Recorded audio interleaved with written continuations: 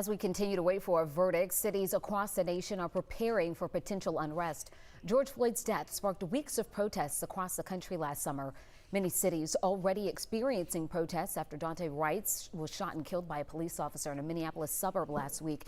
And the city of Chicago released video after an officer shot and killed 13-year-old Adam Toledo. The Army says it is preparing to approve a request to deploy the D.C. National Guard if there is unrest in the wake of the Derek Chauvin verdict. D.C.'s mayor says the police force is already on 12-hour shifts. Closer to home, Atlanta police are also preparing for possible protests. 11 Alive's Naima Abdullahi explains how the jury's decision in the Chauvin trial could impact Atlanta. As the anticipation intensifies in Minneapolis for a possible verdict soon in the Derek Chauvin trial, preparations are underway in Atlanta, where protesting is deeply embedded in the city's DNA. We deal with some form of demonstration or protest in this city almost every day. When George Floyd was killed last May, several groups in Atlanta coordinated solidarity protests. For the most part, those protests were peaceful, with people often marching downtown near Centennial Olympic Park and at the state capitol. But on May 29th, the situation grew out of control. The next day, the governor deployed the National Guard to join police in responding to the demonstrations. APD says plans have been in the works since last summer to improve the department's response to large demonstrations. That if you're going to protest, do so peacefully.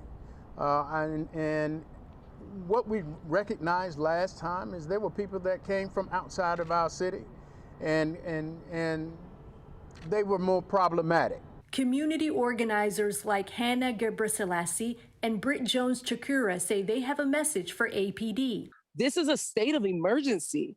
We are hurt. People are afraid. There needs to be a conversation around protecting innocent protesters who are simply exercising their First Amendment. Their frustration stems from how APD responded to the demonstrations after May 29th, including a situation where 2 college students were tased. Several of the officers involved are now facing charges.